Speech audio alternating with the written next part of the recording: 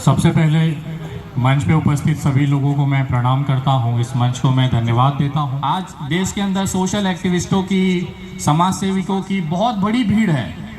मुझे तो ऐसा लगता है कभी कभी सबसे ज़्यादा राष्ट्रीय अध्यक्ष, सबसे ज़्यादा पत्रकार, सबसे ज़्यादा संपादक दो सिटी में है मुंबई के अंदर। एक नाला सोपारा है, वहाँ हर बंदा राष्ट्रीय अध्यक्ष है, कोई ना कोई संगठन चला रहा है। उसको पूछो भैया किसी को पार्ले जी का बिस्किट का पूड़ा दिया है क्या, तो बोला जब चंदा आएगा तब न देंगे, उसी के लिए तो संस्था खोला। उसके बाद दूसरा नंबर आता है भिवंडी का। यहाँ सारे नेता हैं। यहाँ कभी कभी मुझे फील होता है कि यार कभी मेरी गाड़ी किसी से टकरा जाए तो पता चला वो एमएलए ना निकल जाए, रुतबा वैसा है। लेकिन जब वास्तविकता में मानवता की सेवा करने की बात आती है ना, तो हम बहुत लास्ट में हैं। पहले अपना घर भरेंगे, दो चार पुश्ते तबीयत से तैयार करेंगे, सोना चांदी, बैंक बैलेंस, घर प्रॉपर्टी तैयार होगा, तब कहीं समाज की बात आएगी। उसमें भी 10 रुपया आएगा तो 2 ही रुपया जाएगा, 8 अपना ही है। ये वो रियलिटी है जो जानते सभी हैं, लेकिन एक्सेप्ट कोई नहीं करना चाहता, उसे मानना कोई नहीं चाहता। मैंने जब शुरुआती दौर में अपनी समाज सेवा की, एक दौर था मेरा, मैंने जब उत्तर भारतीयों के लिए मुंबई में आंदोलन किए, लाठियां खाई, राज ठाकरे जैसे आदमी के घर के बाहर जाके उनको गालियां दी। आज वो मेरे बहुत अच्छे दोस्त हैं, सिर्फ इस कारण के कि उन्होंने देखा कि एक लड़का ये जानता है कि वो पिट जाएगा, उसके बाद भी आकर मेरे घर के बाहर गालियां दे रहा है। उस जिगरे को वो सलाम करते हैं। आज हम साथ में टेनिस खेलते हैं, एक दौर के दुश्मन थे हम। लेकिन जब मुझे समझ में आया कि यार वो जो दौर था वो राजनीतिक है, वो जो लड़ाई है एक दूसरे से लड़ने की, वो वोट बैंक की राजनीति है। उत्तर भारतीय नेताओं को अपना वोट बैंक बनाना था, राज ठाकरे जी को अपना मन से चलाना था। वो दोनों के बीच में जो खाई थी, उसमें ना मानवता था ना मानव अधिकार था, सिर्फ वोटों की राजनीति है। आज के देश के हालात वही हैं। आज भिवंडी के अंदर आपको एक हिंदू ऐसा नहीं मिलेगा जो खुले तौर पे बोले कि मैं मुसलमानों से नफरत करता हूं, अनटिल एंड अनलेस अगर वो भारतीय जनता पार्टी का कार्यकर्ता ना हुआ तो। सिर्फ ये पॉलिटिकल इशू है। पूरे देश के अंदर नफरत फैलाने में केवल एक राजनीतिक पार्टी दिन रात लगी हुई है, लेकिन उसकी तादाद कितनी है? आपको कहीं टोल नाके पे नहीं दिखेगा कि नफरत फैल रही है, कहीं आपको रेस्टोरेंट में नहीं फील होगा कि आप अगर टोपी लगा के बैठे हैं तो आपके खाने में नमक ज़्यादा हो जाए, होता ही नहीं है।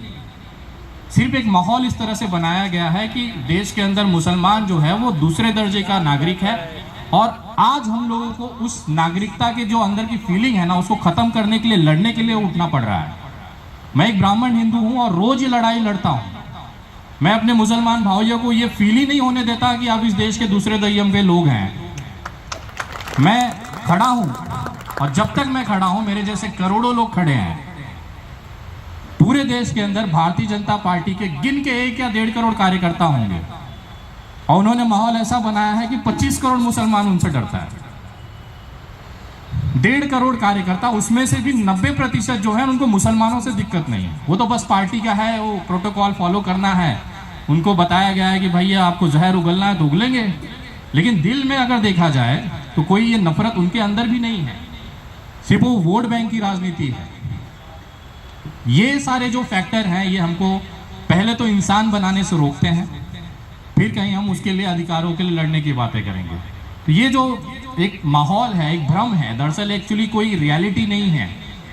अभी इस्माइल भाई, हम लोग कहीं ट्रिप पे जा रहे हैं, किसी के शादी के प्रोग्राम के लिए हमें रात में निकलना है। जयपुर में इस समय पूरा जयपुर जल रहा है। वहाँ पे माहौल ये है कि एक करनी सेना के अध्यक्ष की हत्या कर दी गई और पूरा तनाव है। मैंने कहा कि जब हम लोग लैंड करेंगे ना वहाँ पे, आप वहाँ का माहौल देखिएगा, किसी को कोई फर्क नहीं है। सोशल मीडिया उठाएंगे तो आपको लगेगा कि बाप रे, ये तो मैं भाजपा के कार्यालय में आके बैठ गया हूँ। कोई भी यूट्यूब चैनल ले लीजिए, कुछ भी ले लीजिए, सब जगह आपको ना एक दूसरे को काटने मारने की बात होगी। लेकिन कोई एक ऐसा कुत्ता नहीं मिलेगा आपको जो ये कहे कि नहीं यार उसके आंसू पोंछने चाहिए, या उसको खाना खिलाना चाहिए, और उसको रोटी देनी चाहिए, उसकी मस्जिद नहीं टूटनी चाहिए, मेरे मस्जिद में दंगे नहीं होने चाहिए। ये कोई नहीं कहेगा। सबको ये लग रहा है कि अगर हम ये कह देंगे तो हमें वोट कौन देगा। और ये आज इस देश की ना सबसे बड़ी दिक्कत है। हम लोगों को मैं तो ये कहता हूँ, मुझे तो ये बहुत कहते हुए बहुत गर्व की बात होती है कि ये जो नफरत की क्लास है ना, कि भैया हमें भाईचारे से रहना चाहिए, हमको एक दूसरे का हाथ पकड़ के रहना चाहिए, दरअसल हमें हिंदू समाज में जाके कहना है। मुस्लिम तो ऑलरेडी एकजुट है, और कौन सा मुस्लिम ऐसा है जो चाहता है कि देश में दंगे हो। जिस धर्म का किताब, जिस धर्म की दीन, जिस धर्म का शुरुआत से लेकर सुबह 4 बजे से रात को 10:30-11 बजे तक ये सिखाया जाता है कि इंसानियत सबसे बड़ी है, उसमें दंगे और हत्या करना और खूने बहाना ये कहाँ से सिखाया जा रहा है।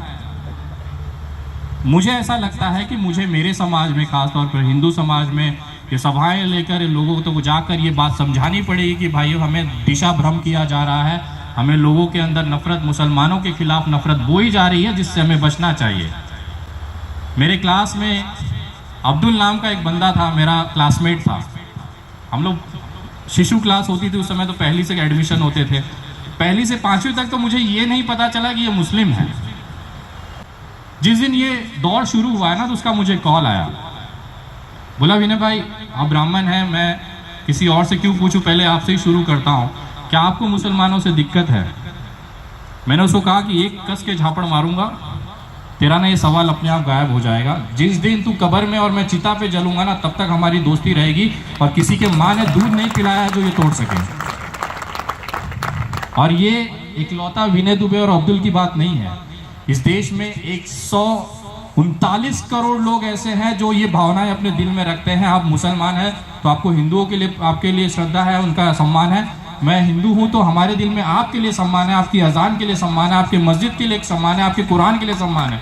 ये नहीं मिटेगा, क्योंकि हमारे बचपन से ये चीज़ें सिखाई गई हैं। सोशल मीडिया का भ्रम छोड़ दीजिए, वो सिर्फ आप 4 दिन यूज़ मत करिए, आपको सब में हिंदुस्तान प्यारा लगेगा। 4 दिन सिर्फ यूट्यूब, फेसबुक, इंस्टाग्राम बंद कर दीजिए, बंद करके देखिए, यूज़ ही मत करिए, आपको लगेगा यार हिंदुस्तान इतना खूबसूरत है। और जैसे ही आप उसे देखना चालू करेंगे, आपको लगेगा भाई बहुत डर का माहौल है, मैं ट्रेन से जाऊं कि नहीं जाऊं, मैं एयरपोर्ट पे टोपी पहनूं कि नहीं पहनूं, मैं कार से अगर कहीं फैमिली लेके जा रहा हूं तो सेफ हूं कि नहीं हूं। ये फीलिंग आपको वो वीडियोस इंस्टाग्राम पे चल रहे मुहिम की वजह से आती है। मैं, इस्माइल भाई, हमने बहुत यात्राएं की हैं साथ में। मेरे हाथ में ये रुद्राक्ष होता है, वो टोपी लगा के ही बैठते हैं, वो कभी नहीं टोपी हटा। मैंने देखा है, कितना भी क्राउड आ जाए, कितने भी लोग घेर लें, उनकी टोपी कभी नहीं हटी। ये उनको पता है कि मेरे बगल में विनय दुबे बैठा है, और मुझे पता है कि मेरे बगल में इस्माइल भाई बैठे हैं। हम खुद में अपने आप में हिंदुस्तान है। साले ये जो 8-10 दल्लों की भीड़ है ना, ये हमारा कुछ बिगाड़ नहीं सकती है। वो कॉन्फिडेंस इसके लिए आया कि इस्माइल भाई आंख बंद कर ये बोल सकते हैं कि विनय दुबे कहीं नहीं जाएगा जब तक उसकी लाश नहीं जल जाएगी। और मुझे ये कॉन्फिडेंस है कि मेरा हाथ ये आदमी कभी नहीं छोड़ेगा जब तक ये कब्र में ना चला जाए।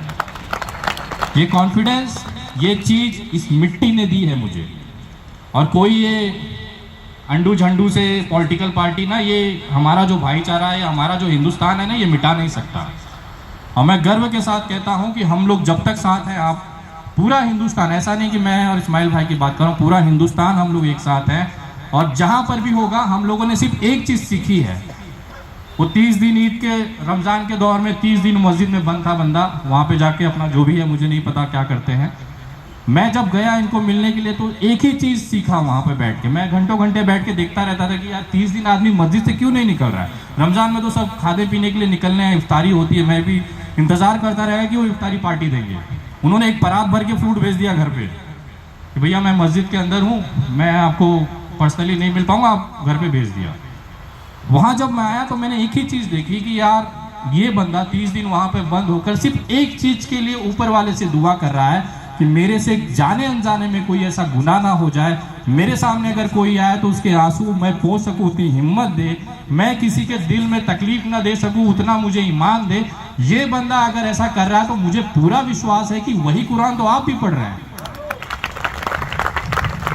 अगर ये बंदा उस लेवल पर है, पॉलिटिकल है, नगर सेवक रहे हैं, सारा चीज़ है उनका, ऐसा नहीं है कि नॉन पॉलिटिकल आदमी है तो इसके लिए कोई टच नहीं है, सब कुछ है, लेकिन उसके बाद भी अगर ये बंदा कुरान और इस्लाम को लेके ये भावनाएं रखता है, तो मैं ये मानता हूँ देश का 25 करोड़ जो मुसलमान है, उसके अंदर भी यही ज्ञान, यही कुरान और यही इस्लाम है, तो वो हमारे देश के लिए प्रॉब्लम हो ही नहीं सकता, सिवाय वो बीजेपी का डाला हुआ कुत्ते का पट्टा ना पहना हो।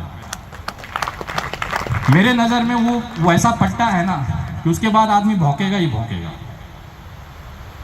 और ये चीज़ें मैं इसलिए कह रहा हूँ ना, क्योंकि इन्होंने जो चीज़ कहा ना वहाँ पे 30 दिन बैठ के कि किसी का आंसू पोंछना है, किसी को ठेस नहीं पहुँचाना है, ये फीलिंग अगर आपके अंदर आ गई ना, वही एक्चुअल मानवाधिकार है, वही मानवाधिकार की परिभाषा है और वही मानवता है। और मेरी ज़िंदगी भर तो मैं ये मान के चलता हूँ कि मेरी वजह से किसी के आंसू नहीं आएंगे, सिविल भाजपाइयों को छोड़ के।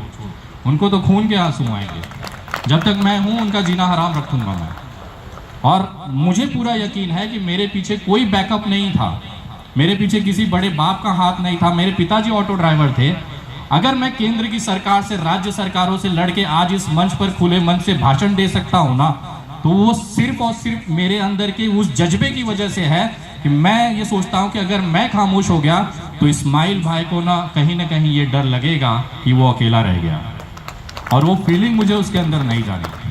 मैं जेल जाऊंगा, जमानत लाऊंगा, फिर गालियां दूंगा, फिर जेल जाऊंगा, फिर जमानत लूंगा, फिर गालियां दूंगा, और तब तक देता रहूंगा जब तक हमारा साथ नहीं छूट जाएगा। साथ वो भी तब वो कब्र में मैं चीता है।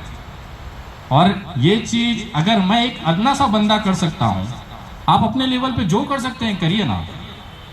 हमारा मकसद केवल एक है, इंसानियत को बनाए रखिए, इंसान बनिए।